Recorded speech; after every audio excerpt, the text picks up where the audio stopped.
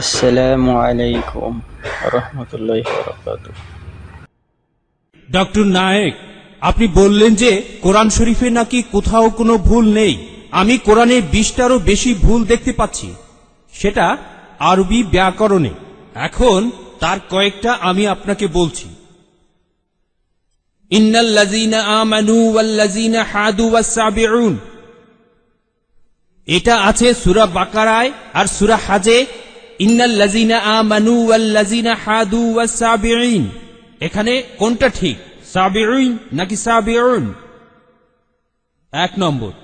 2 নম্বর হলো কোরআনে আছে, হ্যাঁ, কিন্তু এছাড়াও আরো আছে। সূরা তাহার 63 নম্বর আয়াতে ইন্না হাজানি লিসাহিরান, ভুল, ইন্না হাজাইনি লিসাহিরান, এটার কি ব্যাখ্যা দেবেন? এছাড়াও আমি আরো অনেক ভুলের কথা জানি। এক্সকিউজ মি, আমরা শুধু প্রথম প্রশ্নটা গ্রহণ করব, সময়ের অভাবে দ্বিতীয় প্রশ্নটা গ্রহণ করতে ঠিক পারছি না। আছে, ঠিক আছে। ভাই, আপনি খুব সুন্দর একটা প্রশ্ন করেছেন। আমি আরেকটু সহযোগিতা করতে চাই যে হ্যাঁ, আপনি সবগুলো ব্যাকরণগত ভুলের কথাই বলেন। আর আপনার হাতের বইটা লিখেছেন আব্দুল ফাদি। আব্দুল ফাদি ঠিক, ইজ দ্য কোরআন ইনফেলেবল।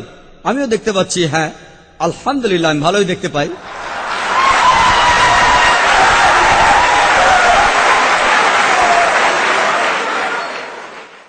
আমি এই 20টা ভুলের সবগুলোর উত্তর দেব, কারণ আমি বইটা পড়েছি।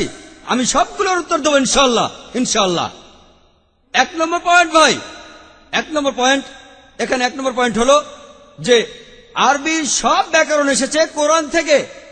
কোরআন হলো সর্বোচ্চ আরবি বই, যে বইটাতে সবচেয়ে উঁচু মানের সাহিত্য আছে। আরবি ভাষার সব ব্যাকরণ এসেছে কোরআন থেকেই। কোরআন হলো ব্যাকরণের মূল গ্রন্থ, আর কোরআন যেহেতু ব্যাকরণের মূল গ্রন্থ এবং সব ব্যাকরণে এসেছে কোরআন থেকে, কোরআনে কোনো ভুল থাকতে পারে না। 1 নম্বর পয়েন্ট। 2 নম্বর পয়েন্ট, 2 নম্বর পয়েন্ট, 2 নম্বর পয়েন্ট। ব্যাপারটা এরকম যে আপনি একটা রুলার নিলেন, আর সেই রুলারের গায়ে দাগ কাটা আছে, তারপর বললেন যে মাপটা ভুল হয়েছে। এটা বেশ অযৌক্তিক। 2 নম্বর পয়েন্ট, আরবে বিভিন্ন আলাদা আলাদা গোত্রে, আপনি যদি আরবি জানেন, আর ডক্টর উইলিয়াম ক্যাম্বেল আমার সাথে একমত হবেন যে আরবের গোত্রগুলোর মধ্যে ব্যাকরণ মাঝে মধ্যে বদলে যায়। কিছু কিছু আরবীয় গোত্রে যে শব্দটা স্ত্রীবাচক, অন্য আরেক গোত্রে সেটাই পুরুষবাচক। একই শব্দ, তবে গোত্রভেদে ব্যাকরণ বদল হতে থাকে, এমনকি শব্দের লিঙ্গ বদলে যায়। তাহলে আপনি কি কোরআনকে সবগুলো ব্যাকরণ দিয়ে পরীক্ষা করবেন? না। আর এছাড়াও কোরআনের ভাষা এত উঁচু মানের, এতই উঁচু মানের, এর কাছাকাছি কোনো সাহিত্য নেই। আর কোরআনের বিরুদ্ধে অনেক বই আছে, ইন্টারনেটে গেলে দেখবেন 12টা ব্যাকরণের ভুল, 21টা ব্যাকরণের ভুল, আব্দুল ফাদি 20টা ব্যাকরণের ভুল। আপনাদের কি ধারণা খ্রিস্টানরা এই ভুলগুলো বের করেছে? কারাই ভুল বের করেছে জানেন? কারা করেছে? মুসলমানরাই।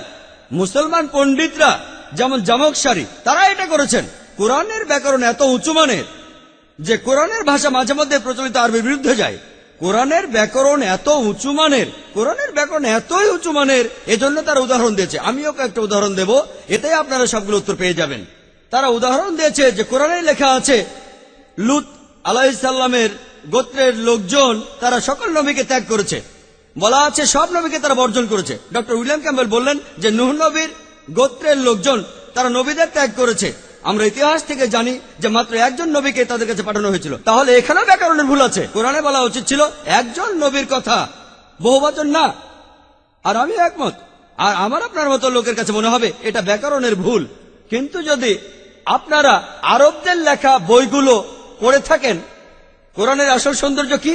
সৌন্দর্যটা হলো কোরআনে কেন একজন নবীর কথা না বলে নবীদের কথা বলা হয়েছে। আপনারা জানেন কেন?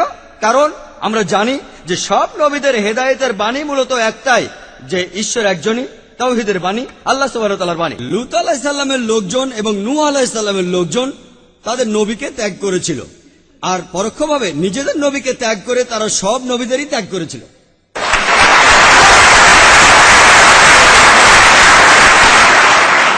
সৌন্দর্যটা দেখেন, ভাষার অলংকার দেখেন, আলহামদুলিল্লাহ। আপনার মনে হতে পারে এটা ব্যাকরণের ভুল, কিন্তু এটা ভুল নয়।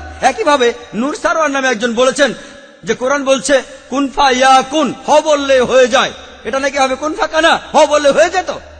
হ্যাঁ, আরবির পাস্ট টেন্সে কুন ফাকানা, কুন ফায়াকুন নয়, কিন্তু কুন ফায়াকুন আরো উচ্চ মানের।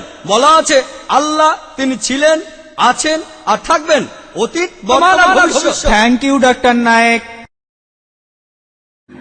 ভিডিওটি ভালো লাগলে লাইক করুন।